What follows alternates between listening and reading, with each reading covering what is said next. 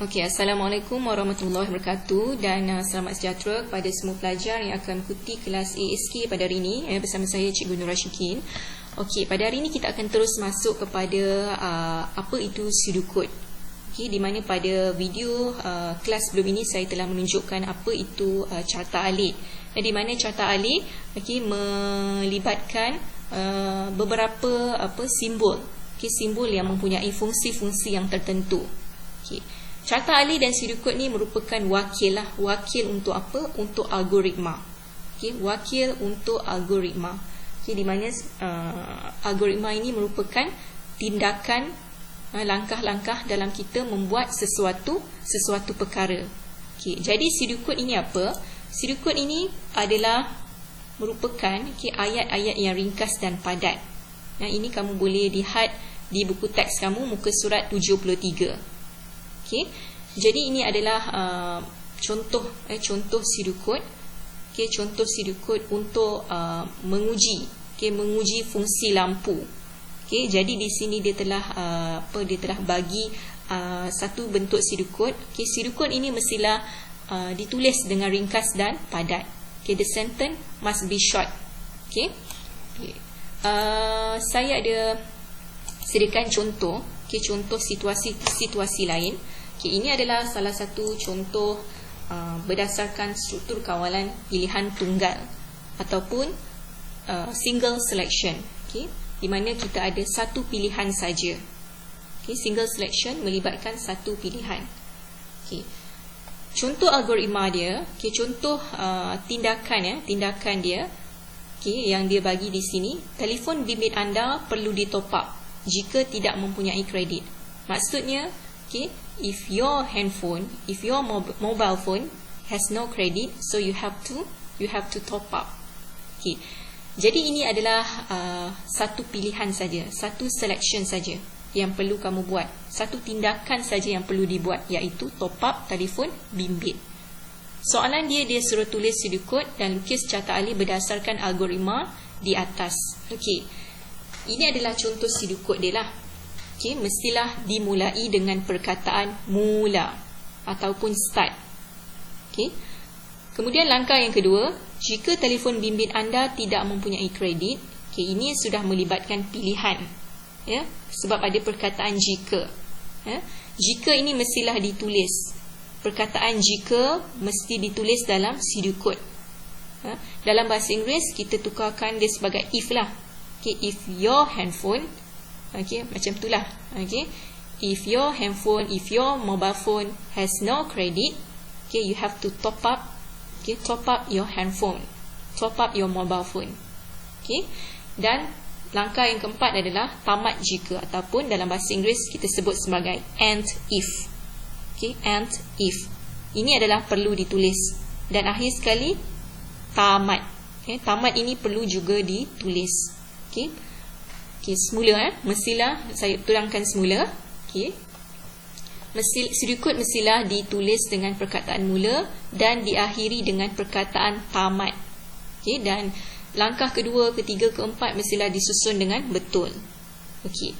Sekarang kita pergi kepada carta alik. Okay, kita lihat satu persatu. Okay.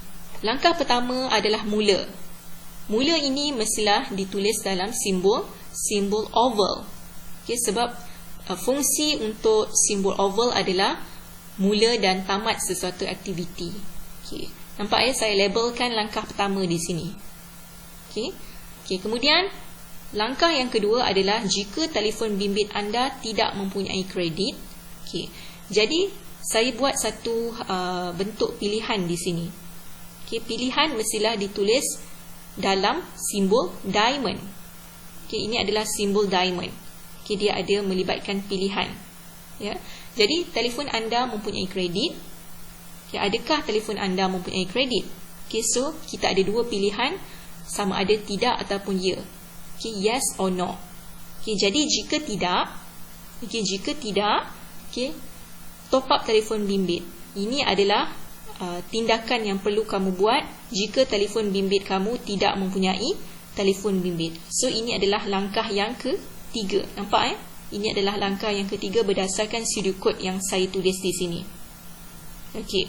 Tetapi jika telefon bimbit kamu sudah ada kredit, ya, sudah ada top up, so okey, dan tamat. Maksudnya nothing to do lah. Tak perlu buat apa-apa.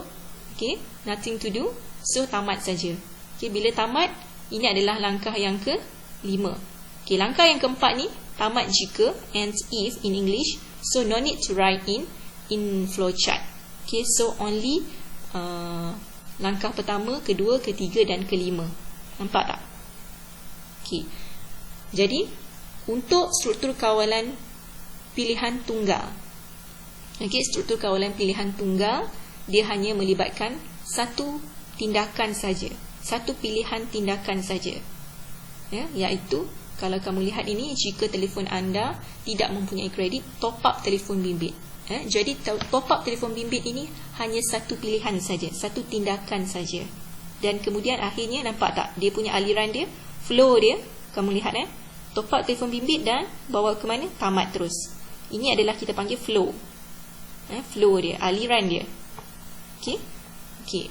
Kemudian kita terus pergi kepada situasi yang kedua. Okay, sebuah company, okay, seeking for woman, okay, seeking for woman employee, okay, untuk cari pekerja perempuan. Jika pekerja perempuan terima permohonan, okay, jika tidak, okay, tolak permohonan. Okay, ini adalah melibatkan struktur kawalan dui pilihan. Okay, ada dua pilihan, dua tindakan, sama ada terima permohonan ataupun tolak permohonan. Okay. Jadi dia punya siduk kod dia mestilah dimulai dengan perkataan mula. Ini adalah dia punya peraturan dia, mula.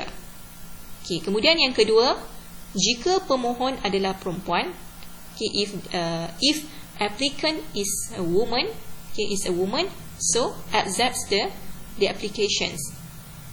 Nampak perkataan jika mesti ditulis. Ini adalah peraturan dalam tulis siduk kod lah. Okey. So, jika pemohon adalah perempuan, terima permohonan, okay, untuk langkah yang ketiga. Jika tidak, okay, if not, okay, ini adalah langkah yang keempat, tolak permohonan. Okay, nampak tak? Ya, ini saya dah tulis kat sini. Okay, dalam tulisan warna merah ni saya dah tulis dia punya maksud lah. Okay, ini adalah tindakan yang pertama. Ini adalah tindakan yang kedua. Nampak Jadi dia ada pilihan yang pertama dan pilihan yang kedua. Okay. Kemudian tamat jika perlu ditulis. Ya, perlu ditulis. Ini adalah rules dalam siduk kod. Kemudian tamat. Okey. Kemudian kita akan lihat carta alih. Carta alih berdasarkan siduk kod yang kita telah buat. Okey. Pertama tadi mula mestilah ditulis dalam simbol oval. Nampak Ini adalah langkah yang pertama. Saya labelkan di sini langkah yang pertama berdasarkan siduk kod. Okey, kemudian adakah pemohon adalah perempuan? Okey. Adakah pemohon adalah perempuan? Okey. So jika ya, ini adalah tadi pilihan Pilihan mestilah ditulis dalam simbol diamond. Okey, jika pilihan dia ya, okay, jika pemohon dia adalah perempuan, terima permohonan. Okay, ini adalah langkah yang ketiga. Okay, dan akhirnya terima permohonan, dan flow dia pergi mana? Tamat. Okay, tetapi jika tidak, adakah pemohon adalah perempuan? Okay, jika tidak, ini adalah untuk langkah yang keempat. Okay, langkah yang keempat di sini, jika tidak, tolak permohonan. Okay, refuse the applications. Dan tamat. Okay, tolak permohonan, terima permohonan. Ada dua pilihan, ada dua tindakan. Sama ada terima permohonan ataupun tolak permohonan. Ya, ada dua pilihan. So, ini adalah struktur kawalan dui pilihan ataupun double selection. Okay. Seterusnya kita pergi kepada contoh yang ketiga. Ini adalah melibatkan struktur kawalan pelbagai pilihan ataupun multi selection. Okay. Pelbagai pilihan multi selection mestilah lebih daripada dua pilihan. Okay. Mestilah ada lebih daripada dua pilihan. Okay. Ataupun dua tindakan. Okay. Ini adalah situasi. Contohnya, okay, contoh situasi di mana jika berat kamu, okey, jika berat kamu melebihi ataupun sama dengan 60, okey, kamu adalah obesity. Okey, jika berat kamu sama dengan 40 ataupun lebih daripada 40, berat kamu adalah dikira normal. Tetapi jika berat kamu adalah lebih daripada 30 ataupun sama dengan 30, anda kekurangan berat badan. Okey, hanya ada 3 pilihan saja di sini. Okey, jadi ini adalah kita panggil sebagai multi selection ataupun struktur kawalan pelbagai pilihan. Okey. Di sini dia bagi siri kod. Okey, siri kodnya ditulis macam ni, dimulai dengan perkataan mula. Kemudian jika berat kamu melebihi ataupun sama dengan 60, okey, ini adalah pilihan yang pertama, anda adalah obesity. Okey, ini adalah dia punya proses dia, tindakan dia yang pertama. Okay. Kemudian kita lihat seterusnya, jika berat kamu melebihi ataupun sama dengan 40, ini adalah pilihan yang kedua. Okay, anda adalah normal. Okay, ini adalah tindakan yang kedua. Kemudian tindakan yang ketiga ataupun pilihan yang ketiga, jika berat kamu melebihi 30 ataupun sama dengan 30, okay, tindakan yang ketiga, okay, adalah anda kekurangan berat badan. And then tamat jika dan tamat. Okay, ini adalah siri kod, okay, untuk 3 pilihan ni lah, untuk 3 pilihan berat badan ini. Okay, so ini adalah contoh carta alih. Okay, contoh carta alih. Okay, kenapa saya tak buat mula dan tamat? Okay, kenapa saya gunakan simbol circle? Okay, simbol circle ni bermaksud penyambung, penyambung aliran. Okay, maksudnya kalau ada simbol ni, kalau ada simbol bulatan ini, bermaksud simbol ini ada apa? Ada proses continue, proses sambungan. Maksudnya, contoh lepas lepas berat melebihi 30 ataupun sama dengan 30, saya boleh ulang semula. Saya boleh ulang semula pertanyaan ni. Saya boleh repeat semula pertanyaan ini. Jadi simbol bulatan ini, simbol circle ini bermaksud dia ada continuous, dia ada continuous action, ada sambungan tindakan. Contohnya kalau saya nak tanya banyak kali lah, saya nak tanya 3-4 kali ke 5-6 kali ke, saya boleh guna simbol ini. Boleh menggantikan simbol mula dan tamat. Ini adalah simbol mula, sebagai simbol mula. Saya gunakan circle di sini. Kemudian pilihan yang pertama, adakah berat melebihi 60? Ditulis dalam simbol diamond. Jika ya, anda adalah obesity. And then aliran dia pergi mana? Terus pergi bawah dan tamat. Kemudian jika tidak, adakah berat anda melebihi 40 ataupun sama dengan 40? Jika kamu jawab ya, anda adalah normal. Jika kamu jawab ya, anda adalah normal, dan kemudiannya aliran dia akan terus pergi ke tamat. Jika tidak, tadi dia akan tanya lagi, adakah berat anda melebihi 30 ataupun sama dengan 30? Jika ya, anda kekurangan berat badan, dan akhirnya tamat. Tetapi jika tidak, boleh tanya lagi dengan soalan-soalan lain.